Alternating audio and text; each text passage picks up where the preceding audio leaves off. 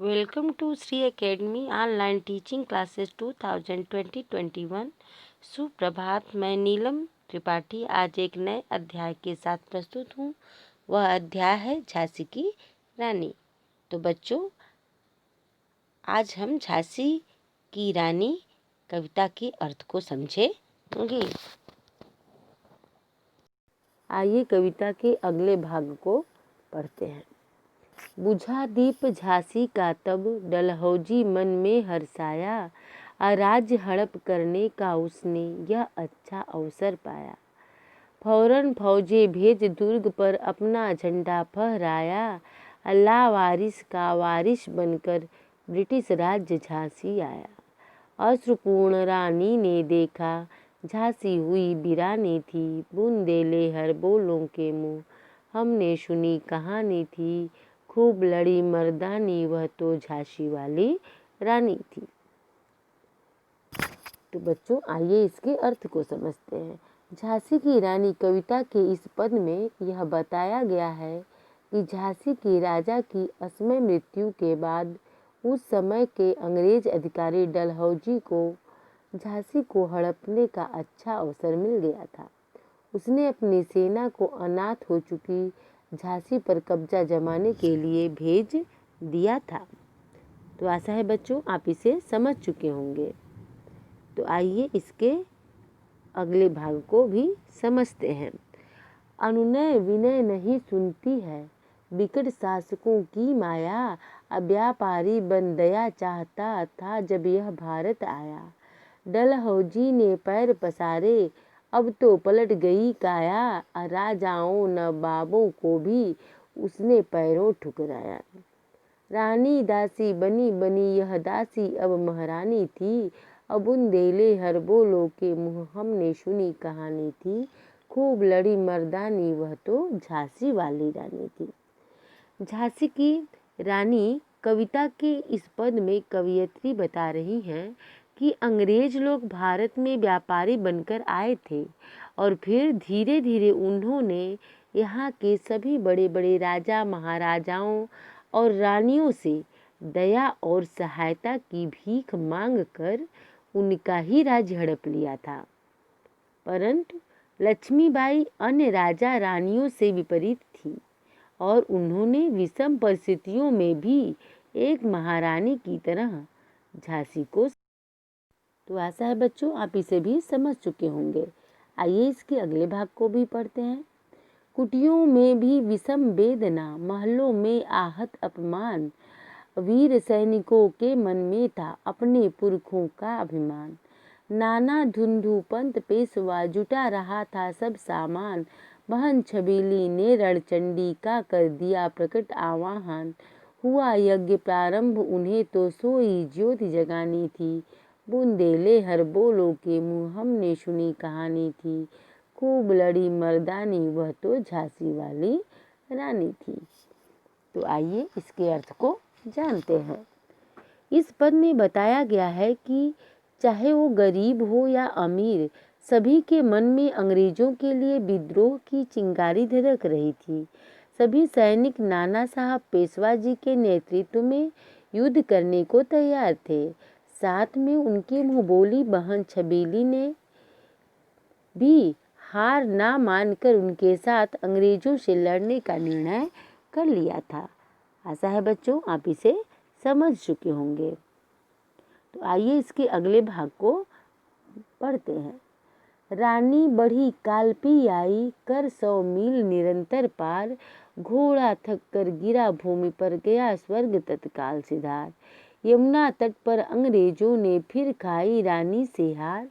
विजयी रानी आगे चल दी, किया ग्वालियर पर अधिकार। अंग्रेजों के मित्र सिंधिया ने छोड़ी राजधानी थी। बुंदेले हर बोलो के मुँह हमने सुनी कहानी थी। खूब लड़ी मर्दानी वह तो झांसी वाली रानी थी।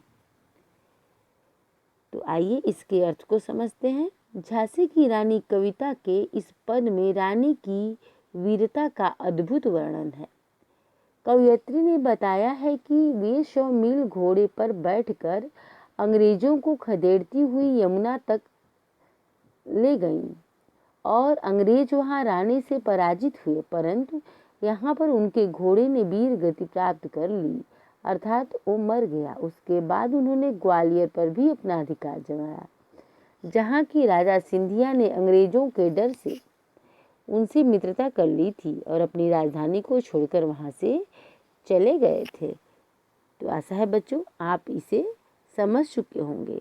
तो आइए अब इसके अगले भाग को पढ़ते हैं। विजय मिली पर अंग्रेजों की फिर सेना घिर आई थी, अब के जनरल स्मिथ सम्मुख था, उसने मुंह की खाई थी। कान्हा और मंदरा सखियां रानी के संग आई थी, युद्ध क्षेत्र में उन दोनों ने भारी मार मचाई थी। पर पीछे यूरोज आ गया, हाय घिरी अब रानी थी, बुंदेले हर बोलो के मुंह हमने सुनी कहानी थी, खूब लड़ी मर्दानी वह तो झांसी वाली रानी थी।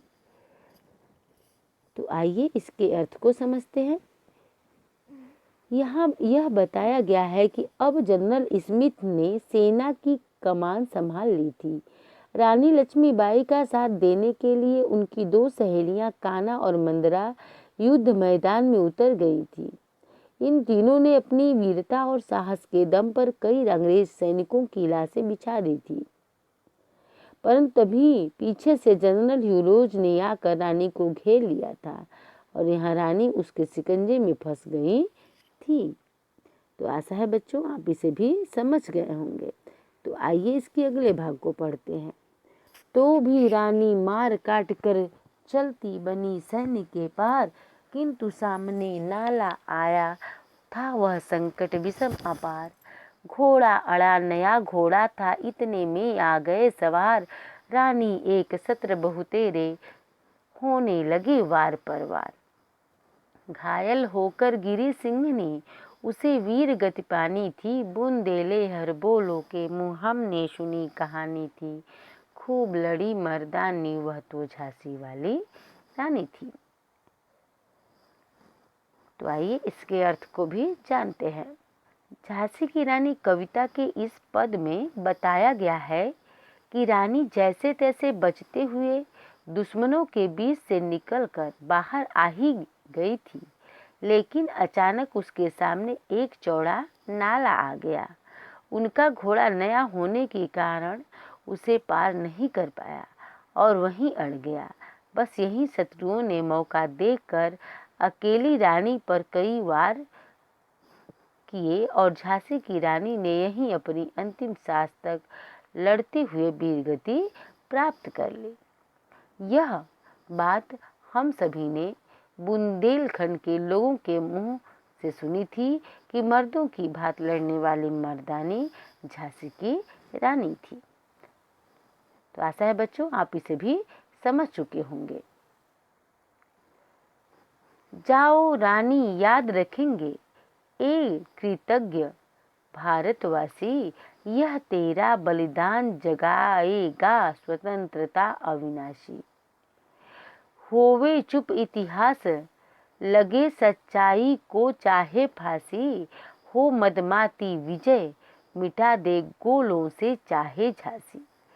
तेरा स्मारक तू ही होगी तो खुद अमिट निशानी थी, बुंदेले हर बोलों के मुंह हमने सुनी कहानी थी, खूब लड़ी मर्दानी वह तो झांसी वाली रानी थी।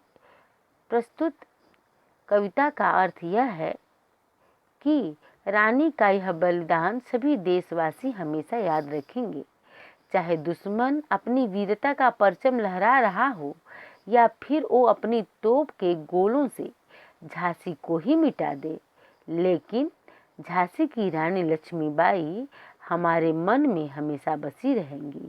चाहे उनका कोई स्मारक ना बने, लेकिन वो वीरता और साहस का एक उदाहरण बनकर हमारे इतिहास में हमेशा हमेशा के लिए अमर रहेंगी। तो आशा है बच्चों आप इस कविता के भी अर्थ को समझ चुके होंगे। तो यह धन्यवाद।